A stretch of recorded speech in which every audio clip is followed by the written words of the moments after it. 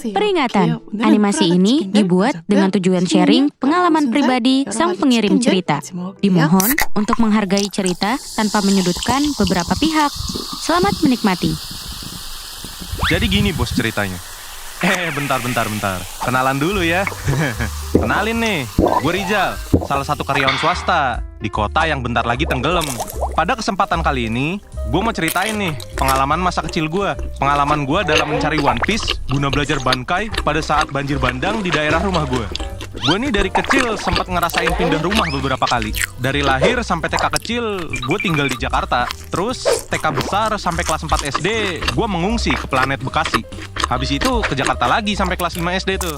Terus ke Tegal, Jakarta lagi, Bandung, dan akhirnya menetap sampai sekarang di Jakarta. Kisah yang akan gue ceritain nih adalah kisah waktu gue lagi tinggal di Bekasi.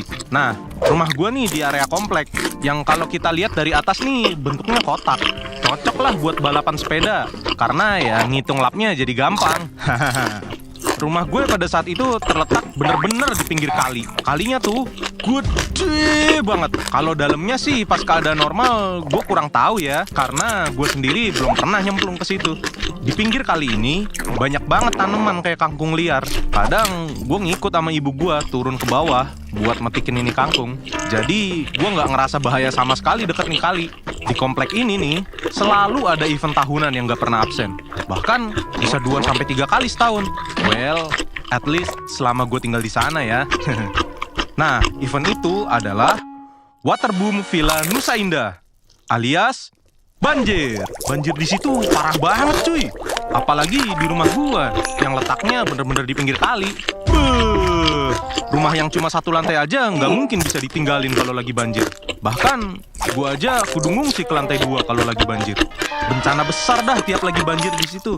Ikan-ikan di kolam pada hilang, furniture rusak, kotor sekomplek, dan hidup juga susah buat orang-orang sekitar sini karena bencananya konstan, datang terus tiap tahun. Eits, tapi inget ya, ini bencana buat para orang dewasa. Buat anak-anak, kolam gratis baby. Sebagai anak yang berdebah, saat itu gue selalu nunggu banjir datang. Bahkan sampai nanya tuh ke ibu gue, Mah, kapan sih banjir lagi? Sampai diketawain gue sama dia, dibilang bocah gendeng. Ya bang, namanya juga bocah, mana kepikiran akibat banjirnya. Yang ada di kepala gue tuh kalau banjir berarti nggak sekolah dan bisa berenang kapan aja gue mau. Dan gak cuma gue yang berpikir demikian, teman sekomplek gue juga seotak sama gue. Sebut aja nama makhluk ini Fanny, selalu main bareng gue kalau lagi banjir. Bahkan kadang dia nginep atau ngungsi ya di lantai 2 rumah gue, karena rumah dia ya cuma 1 lantai. Dan tiap pagi kita berenang bareng di lantai 1. Ya. Nah waktu itu gue sama si Fanny nih ke kebun. Maklumin ya, ini cerita udah dari lama banget nih. Gue lupa mau ngapain ke kebun waktu itu. Pokoknya di sana nih si Fanny ngeliat ada pohon pisang lumayan banyak dan ada beberapa gedebong pisang yang udah tergeletak di tanah. Ini bocah tahu-tahu dapet ilham dari surga Firdaus. Dia langsung bilang ke gue, Jal, ini gedebong pisang kalau ditaruh di air ngambang kan ya? Gue ngangguk ngasih konfirmasi.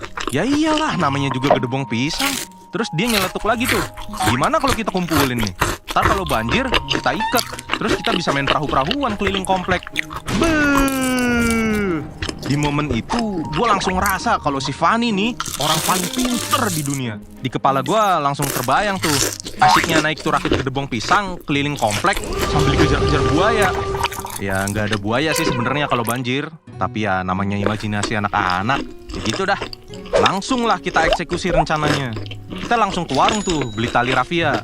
Terus kita pinggirin tuh gedebong pisang supaya nggak diambil atau dibuang orang. Abis itu kita pulang dan berharap cepat banjir. Emang dasar bocah biadab. Doa kok minta banjir. Untungnya atau sialnya sih ya mungkin karena ini bencana, nggak lama setelah itu volume air di kali mulai naik, pertanda kalau bentar lagi bakal ada banjir. Kondisi gedebong pisang kita juga udah perfect, cukup kering, jadi enteng dan mengambang dengan sempurna. Langsunglah kita tusuk pakai kayu biar nyambung dan kita ikat erat supaya nggak hanyut pas banjir. Akhirnya banjir tiba di komplek kita. Gede banget banjirnya juga. Waktu itu airnya sampai ke dada abang gue. Sementara abang gue itu tingginya sekitar 170 cm. Jadi bisa kebayang lah ya sedalam apa. Tapi berhubung banjirnya terlalu dalam, kita gak dibolehin main berenang keluar. Bahkan di lantai 1 juga nggak boleh. Ya waktu itu gue sama Fanny emang masih kecil. Jadi banjir sedalam itu ya pasti kelelep. Setelah 2 hari banjirnya mulai surut tuh. Air udah nggak setinggi kemarin. Dan kita udah dibolehin buat berenang keluar. Langsunglah kita meluncur ke kebun. Apa yang terjadi habis itu? Kita berlayar lah. Masih di sekitaran kebun sih. Sambil latihan gerakin tuh rakit, kita berimajinasi macam-macam. Dari dikejar buaya sampai jadi bajak laut. Ya namanya bocah, imajinasinya masih mantep. Sampai akhirnya gue sama Fanny udah ngerasa kita udah jago tuh ngendaliin rakit. Kita langsung mau nyoba muterin komplek tuh. Nah kalau mau muterin komplek nih, kita harus ngelewatin depan rumah gue, which is di depan kali. Which is arusnya sangat kenceng pas banjir. Which is seluruh air banjir mengalir ke arah kali. Jadi sangat mudah buat bocah tengil yang mengapung di atas rakit seperti kita buat hanyut terbawa arus. Cuma ya bocah seumur kita pada saat itu mana ngerti. Yang ada di pikiran kita cuma berlayar. Lantas apa yang terjadi kawan? Tentu saja kita mengikuti arus. Dan semakin ke bawah arus, semakin kencang rakit kita. Alhasil semakin senanglah kita karena ngebut. Sumpah ini tuh sebenarnya berbahaya banget Bung. Well, berhubung gue masih cerita ke kalian seperti sekarang ini, ya kalian tahulah ending cerita ini kayak gimana ya. Untungnya saat itu bokap gue panik. Karena biasanya kalau gue lagi berenang pas banjir, ada aja yang ngawasin gue tuh. Biasanya sih abang gue sama sepupu yang udah kuliah. Nah pas arus lagi kencang begini, mereka ternyata malah baru balik tuh. Entah dari mana. Bokap gue panik lah. Dan langsung nyuruh mereka buat nyari gua. Dan pas banget mereka keluar buat nyari gua, kapal perang kita lewat di depan rumah gua tuh.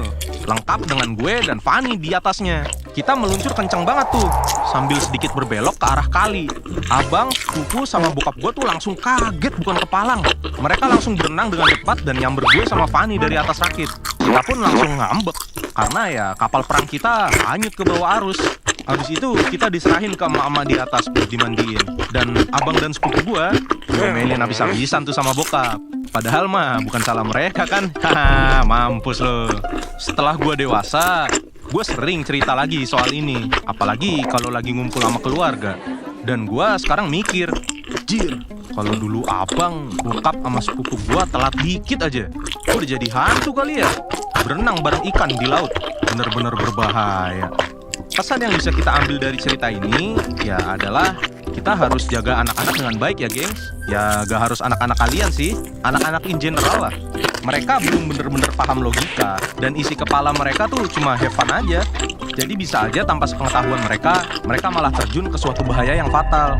Semoga dengan pelajaran ini kalian semua, terutama yang udah menjadi orang tua nih, bisa menjaga anak-anak kalian dengan baik ya. Udah dulu ya nih, capek gue ngomong. Kalau kalian punya cerita kece dan yahut, kirim ke email kita di guapunyacerita.id@gmail.com. Dan juga jangan lupa klik like dan subrek channel Gua Punya Cerita. Adios.